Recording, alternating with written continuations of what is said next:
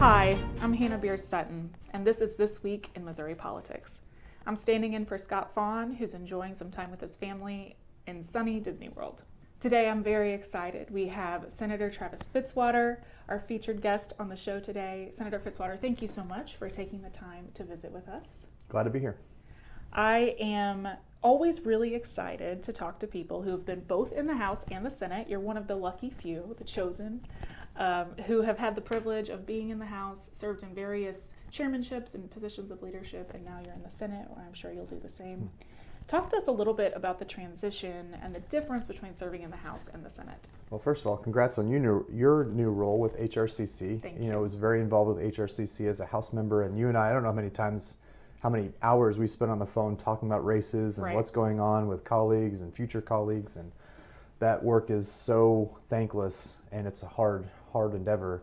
So good luck with all that. Well, thank you. I am blessed that I have an incredible caucus of people to work for, and I know that's the answer that you'd expect, but I really do. I love these people, and I'm so happy I get to work with them. Well, it's true. There's a lot of good people on the House side, and a lot of new faces. There are always new faces every 2 years. It's like just a huge new group. Being in the Senate is interesting. It's very different than the House. A lot more levers to pull as a legislator in the Senate. It feels like you have so much more authority over the process than an individual House member has. There's a different leadership structure where each individual senator has so much more say over the process and leadership. Where leadership goes, our caucus is interesting. I think caucuses are different everywhere you go because they're all based on individuals and how you group those individuals together. And so having a smaller caucus as far as like the actual size and numbers in the Senate, even though we have a supermajority, there's a lot of landmines, there's a lot of interpersonal relationships that you, as a new senator, I inherited coming in, where my whole goal in my time my short time in the Senate thus far is almost just how do we get people to sit at a table and discuss a path forward. Because Republican voters in the state of Missouri, when I went to go knock doors, like they want results. And so my only goal is to not get involved, not my only goal, but one of my many goals is that we get to the job of doing the things we were sent here to do. And that just takes people sitting at a table and figuring out paths forward. And so I've been glad to be a part of that and very thankful that Cindy and Caleb have allowed me to be at negotiating tables. That's another thing. Leadership in the House is very top down. In the Senate, senators I think can be involved to the extent that they want to. And they've been great about letting me sit at the table and figure out how do we negotiate spaces so we can get to a vote on big critical issues. Yeah, well, that's amazing. It's always so entertaining to hear, not entertaining, I guess isn't the right word, but the difference, because it is such a different process. I would think that you since you're one of the few members who did serve in both, you have kind of a natural gravity with the House and the Senate to maybe bridge that gap sometimes when there's disagreements. I think it's helpful that it's a relational business. Whether you like it or not, you can go out on a stump and you can say, these people aren't doing this or they're not doing that or whatever. If you can't convince 100 people in the legislature to vote with you, 82 members of the House, 18 members of the Senate, you can't get anything accomplished. You can't get votes on your bills. You have to have those numbers to get a bill passed in the legislature. And so those relationships take time, they take trust, they take years of working together and building that trust and that relationship. And so that has really kind of been my goal throughout, is building strong relationships, being reliable. I have relationships across political aisles, but we also, in the midst of disagreements on big issues, you still have to stand firm on what you believe to be true. As a Republican, we have some very significant differences with Democrats. And so even though you have that relationship where I can go to J.J. Rizzo or Lauren Arthur or some of my or Doug Beck, who I negotiated on a bill in committee the other day, you still have to say, okay, we can't agree here. How do we move forward? How do we figure out a path forward? And I have a great relationship with Bill Eigel. I also have a great relationship with Cindy O'Loughlin and Caleb. And I think these are crucial to actually get things accomplished. Mm-hmm. I often tell people that you can be loud or you can be effective, but you can't really be both. Right. Someone's got to govern at some point, and I just really think governing is important as a legislator. That is so refreshing to hear. we run for office to govern, right? Yeah.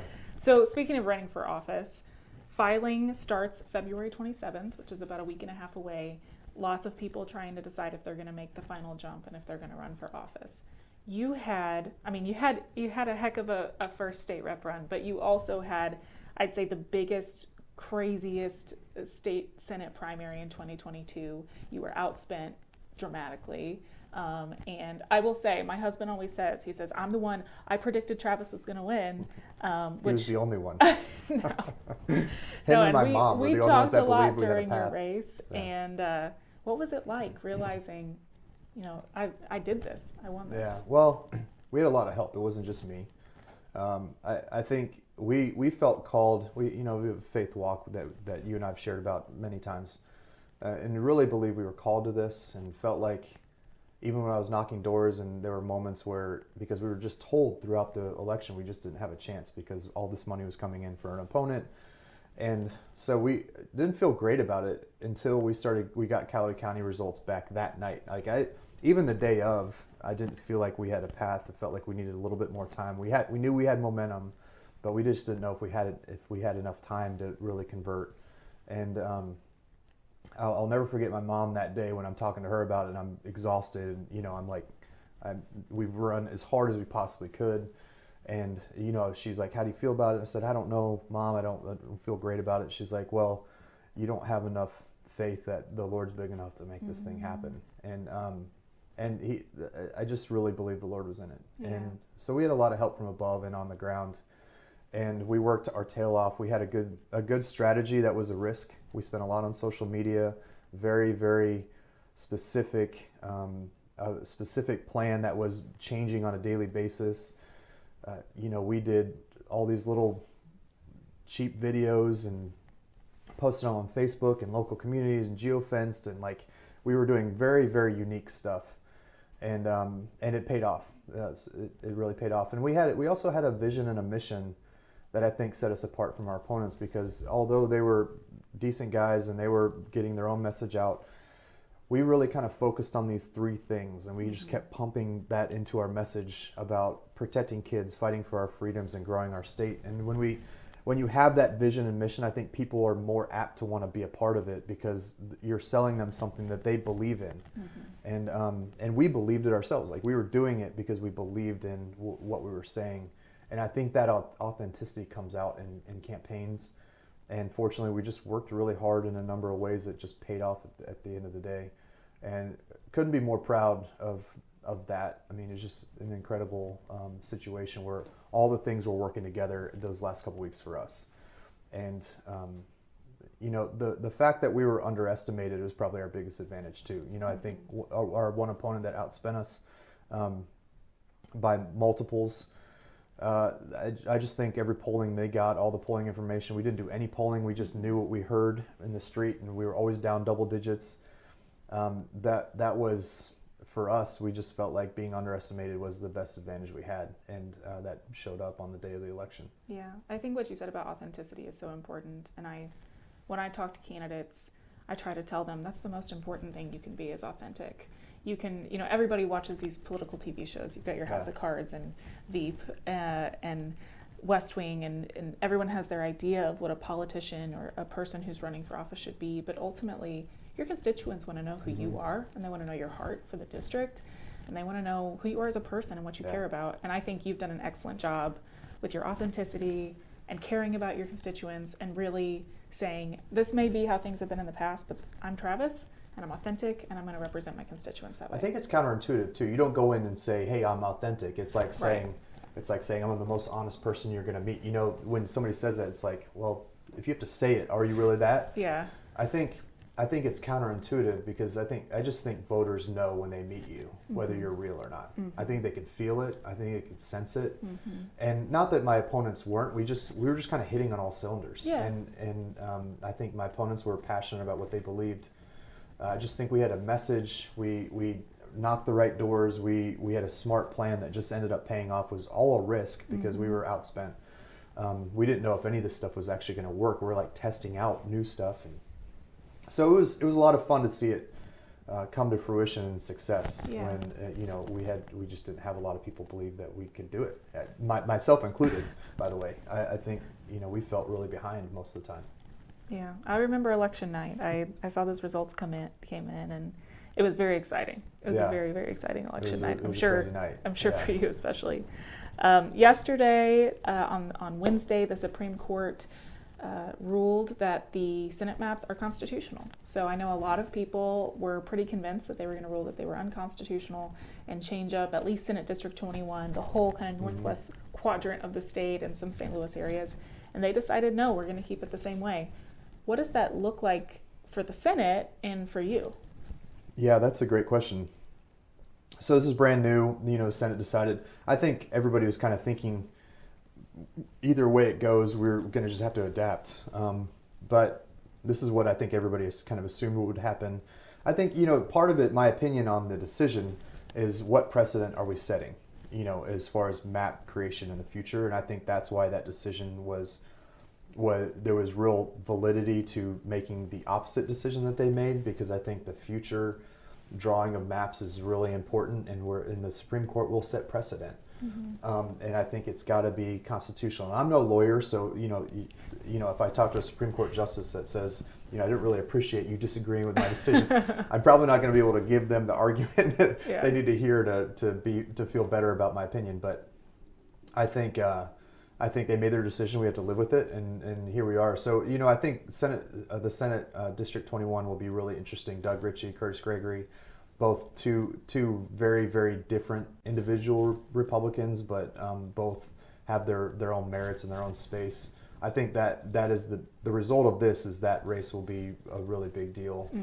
As we watch that, there's already sparks flying in that one. So that's going to be really interesting over the next 6 months, 5 months, to see how that race plays out. Both really great candidates. The dynamic of not changing the district, you probably had like a Brenda Shields district in Northwest Missouri, and she's a state rep I've served with for a couple terms. She's still in the state house. She's a great and a strong candidate from St. Joe. Taking that off the table is interesting. And then if they change the districts, how it would have impacted Rusty Black, who's a colleague of mine. We came in the Senate together last year. Great guy, maybe a future appropriations chair, most likely. I mean, from our class. If you were predicting it now, you'd probably say Rusty. So that's interesting. He's probably happy that he doesn't have to deal with changes to his district, because I think out of everybody who was impacted, he's probably impacted the most and the most immediately. And so just kind of happy that he gets some clarity and that he's doesn't have to worry about his district changing a whole lot. And he worked extremely hard to win his primary. He did. There are a lot of dynamics that, like, the chips have now fallen, and we know where we're at. That will start impacting races in the election coming up. It's nice to know where we're going to be for 2024. Yeah, I will say that. Senator, thanks so much for taking the time to visit with me this morning. I really appreciated your insight, and I always enjoy getting to talk with you. Great to see you, Hannah. Glad to be here. Thanks so much. We'll be right back. Thanks. For more than a century, the St. Louis Carpenters Union has shaped our communities. Through trusted alliances, we deliver skilled professional craftspeople, while our business partners provide the kind of quality jobs that keep our economy humming. It's a blueprint that has worked since 1882. Turning Missouri into a right-to-work state stalls progress, wipes out jobs, and kills momentum. Right to work is wrong for everyone. Let's keep Missouri moving forward. Visit carpdc.org to learn more. Missourians know that big futures have small beginnings. That's why over 86% of Missouri voters believe early childhood education is essential to success later in life. While almost every voter agrees expanding access to childcare will attract jobs and help more parents succeed at work. And more than 7 in 10 Missouri voters say improving early childhood education will make our communities safer. Find out how you can help grow Missouri's bright future at mochampionofchildren.com. We all know puppy mills, cruelty, neglect, and pet store puppies are at high risk for disease, even death. We expect our laws to protect dogs, but now an out-of-state company called Petland is trying to change our state law to enable puppy mill cruelty. We all know it'll hurt the dogs we love. Contact your state legislators. Tell them, protect our dogs. Vote no on the cruelty. Vote no on the harmful puppy mill bill.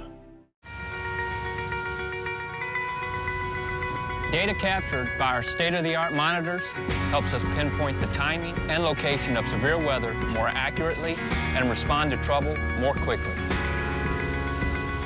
Ameren, Missouri's investment in smart technologies like this is one way we're improving reliability and restoring power faster than ever. Responding to trouble before trouble hits.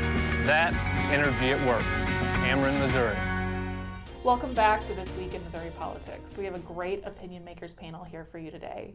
Brian Treece, the former mayor of Columbia and still mayor in our hearts. Sharon Jones, the owner of Jones Advocacy Group. Thank you both for being here with us today.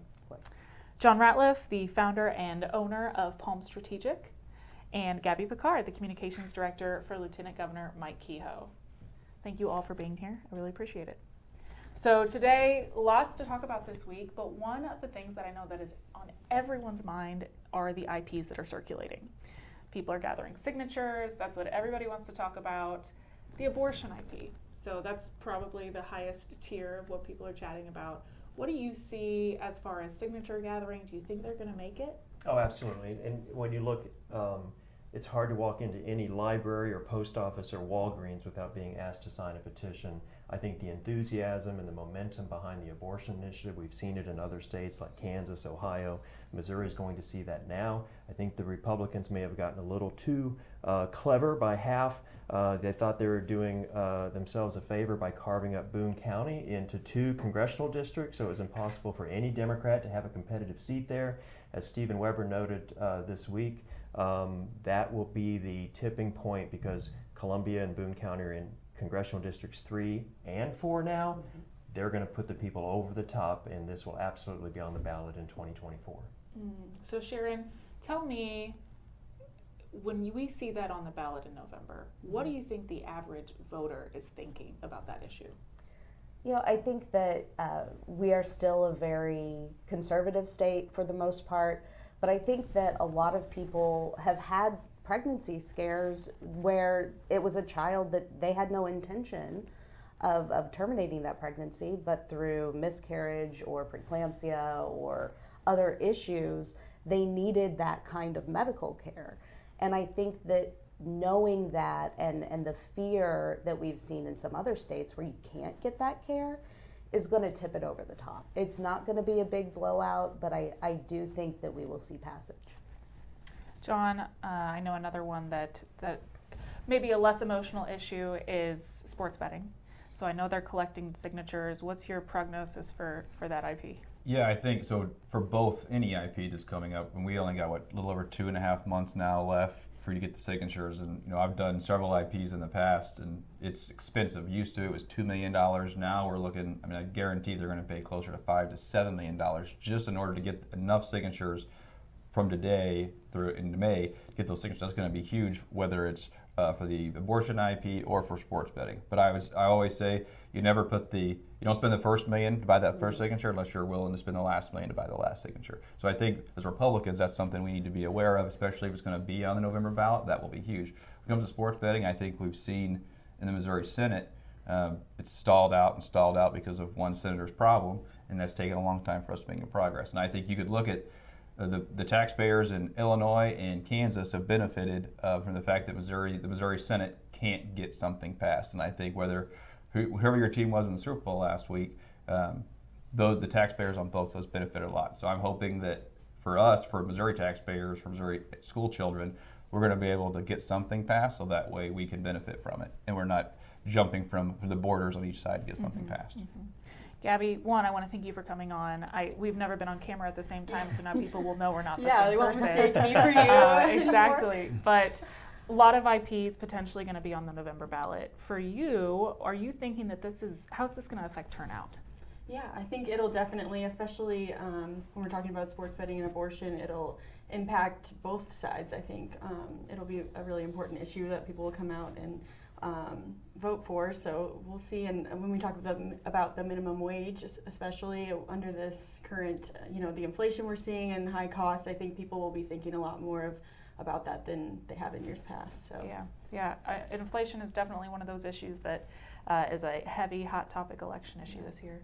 as it always is, I guess. But so along the same lines of IPs is IP reform. So the House and the Senate, I believe, have come together. They're united in their effort. John, talk to us a little bit about IP reform and what it looks like getting from here to the governor's desk and then from the governor's desk to passage.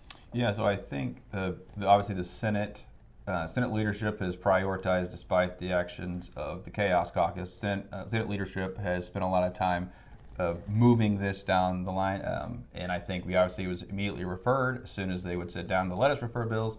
That the Senate leadership referred the bill.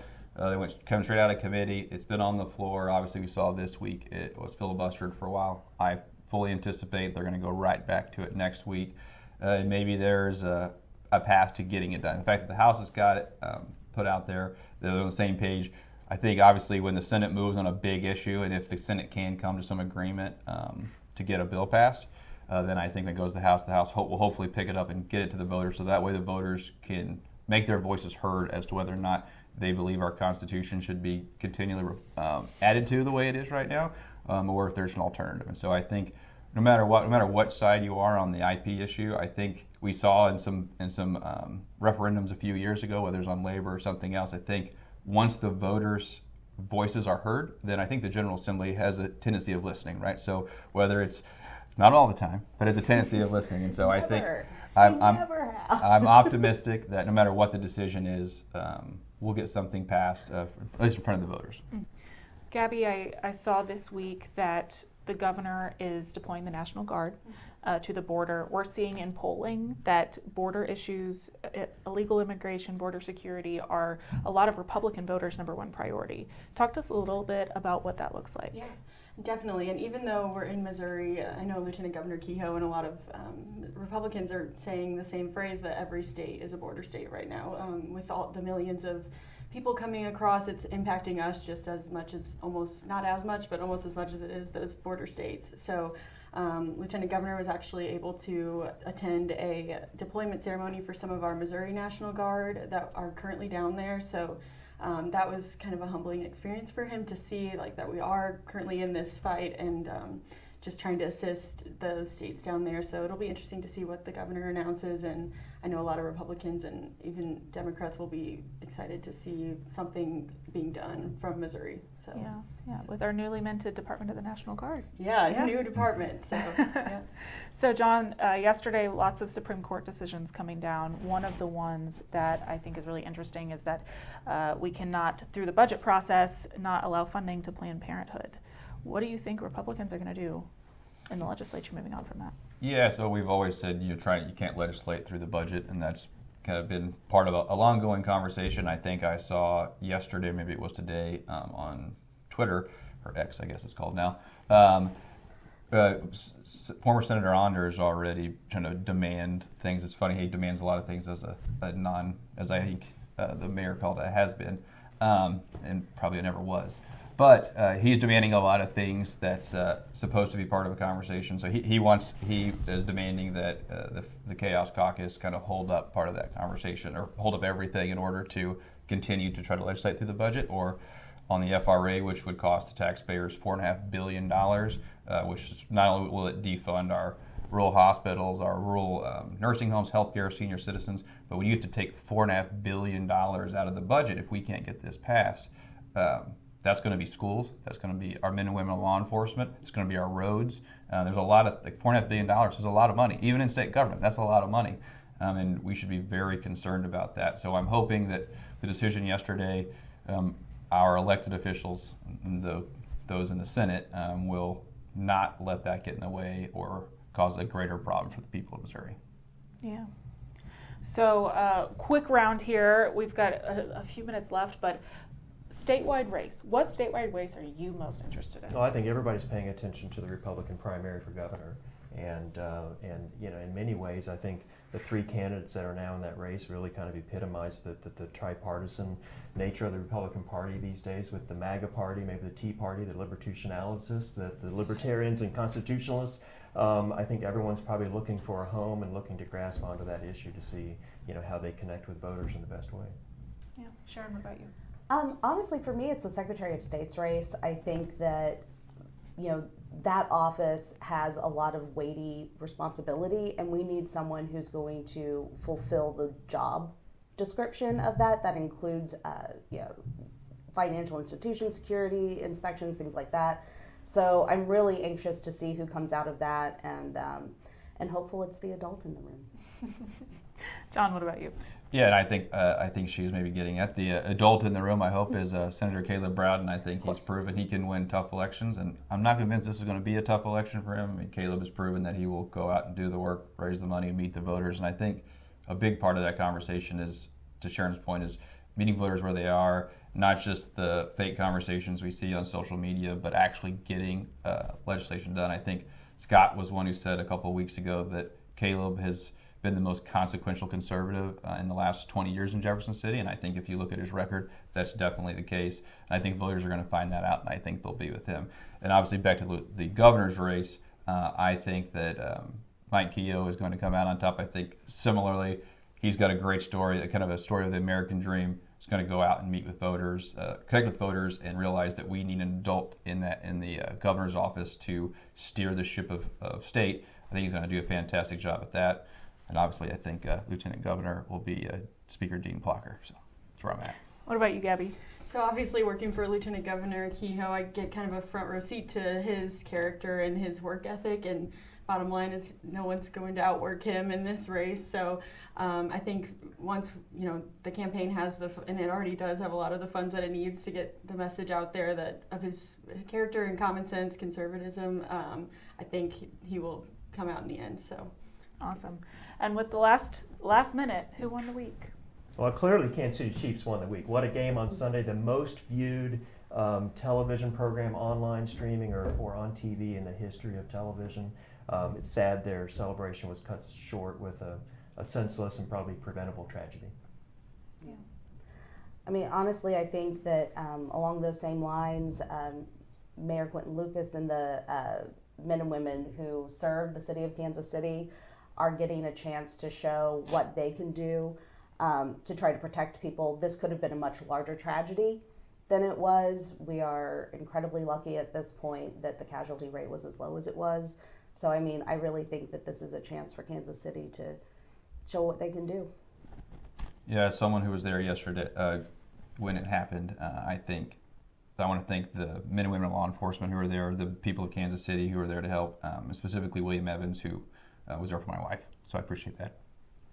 Yeah, I also want to echo that the KCPD and Chief Stacy Graves, she's shown great leadership through this. I was also there yesterday, and they just were very quick to action. And all the law enforcement that was there helping the KCPD definitely showed their organization very well. So. Yeah, well, Scott sent in this morning, he is on vacation with his family, but he sent in that Representative Dane Deal, when he heard the shots, he instantly went into action and helping people get to safety. And I know there were so many everyday heroes who were there doing the same thing, and we want to thank them. We want to thank everyone mentioned here today. Thank you for joining us on This Week in Missouri Politics. It's been a great show. Have a great week. This Week in Missouri Politics is sponsored by the Missouri Automobile Dealers Association, Ameren, Spire, and the United Electric Cooperative.